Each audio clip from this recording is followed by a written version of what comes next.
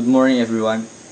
I'm Muhammad Zara Sajat, and I'm here. I will give the breaking news about the massive demonstration that have recently taken place across Indonesia. Over the past day, protests have swept through Jakarta and several other major cities, triggered by controversial government policies. Together with my team, Muhammad Zaira Sajat, me, and Afsar Fahri Hermadi, Gazafat Yahdan, and Dialul Haq Wafi Santosa, we will bring you a complete report within the next 10 minutes. Stay tuned. The crisis began on August 25, 2025.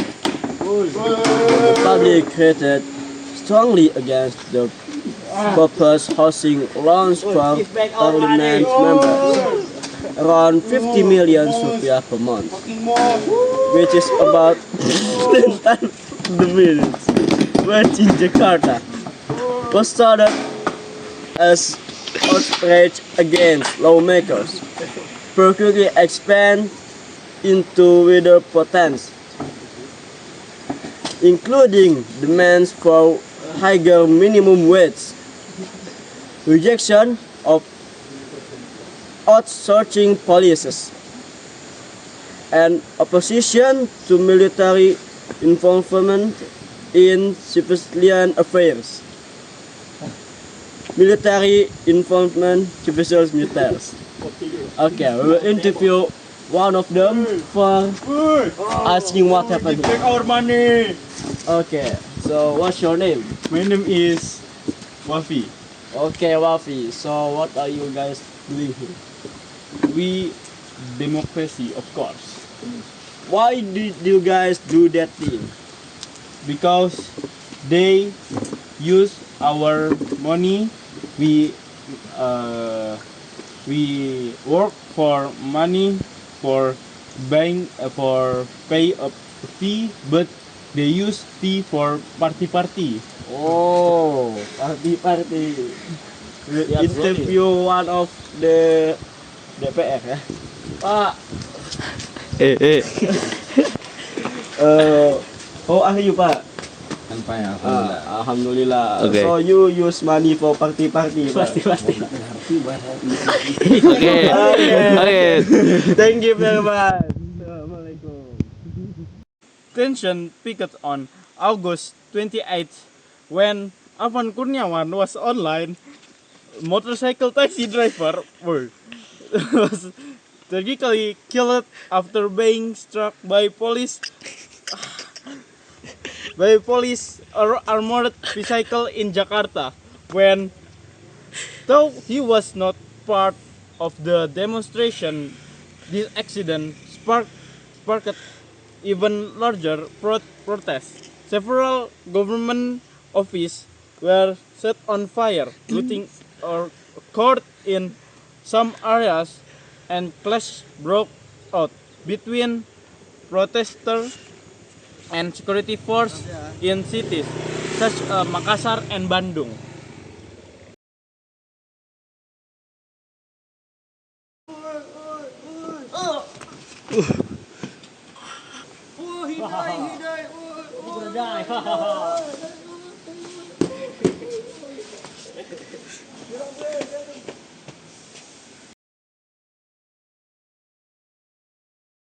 Moments after the incident, anger exploded. Citizens cursed the officers responsible, demanding justice for Afan's death. What began as a protest against lawmakers' parks turned into a nationwide movement for accountability and reform. And that concludes our special conference on the recent protests across in Indonesia. The movement that began as a public outcry has now become a national call for justice and transparency. And throughout this event, we are reminded of the importance of unity, humanity, and accountability in every level of leadership. No matter the chaos, every voice matter and every story deserves there to be heard. Once again, I'm Izara Ditya Falevi reporting or the news anchor. Thank you for watching and stay informed. Authorities have arrested the officer involved in Afan's tragic death. The arrest sparked mixed reactions.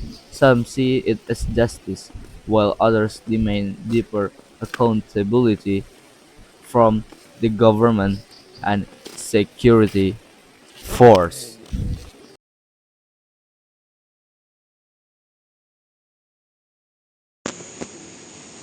The movement has grown beyond one single issue. Protesters have voiced what is now called the 17 plus 8 People's Demand, 17 short-term requests, and 8 long-term reforms, addressing transparency, democracy, and social justice. Women's group also joined the demonstrations in a symbolic way. Hundreds of women dressed up in pink, carrying brooms to represent sweeping away corruption and oppression. Students have called for the withdrawal of the military from civilian life, the release of detainees without charge, and the resignation of the National Police Chief. The, the government has responded with a mix of concession and force. President Prabowo Subianto agreed to revoke certain perks for parliament members and suspended overseas trip for lawmakers. However, the human toll is rising. At least 6 to 10 people have been reported dead. Dozens remain missing and more than 1,200 people have been detained. Despite the unrest, the president traveled to China to attend a military parade, which sparked criticism at home. Meanwhile, human rights groups such as Amnesty International and Human Rights Watch have urged an independent investigation into the excessive use of force by security force. Tragedy struck Jakarta on August 28, and online motorcycle driver Avan Kurniawan was fatally hit by a police armored vehicle. He was not a protester, just an innocent man caught in the chaos. This incident shocked the nation and fueled even greater anxiety. The protests have shaken Indonesia's stability. Economically, business and investment have been disrupted. Socially, anger is spreading across generations, from workers, students, to civil society. International organizations, including the UN, including the UN, have expressed concern, calling on the government to respect the right of assembly and freedom of expression. What began as a protest against lawmakers' allowance has grown into a nationwide call for deeper reforms. The question remains, will the government respond with meaningful change or will tensions continue to rise? We will keep monitoring the situation and bring you updates as they unfold. Thank you for watching. I'm Muhammad Zaira Sajat, and this has been our special coverage. Stay safe and goodbye. Thank you, News Anchor Zahir. What we just witnessed is not simply an unfortunate event. It's a reflection of deep-seated issue in our society. Afan Kurniawan, that has sparked mundane outrage. It has exposed systemic failings.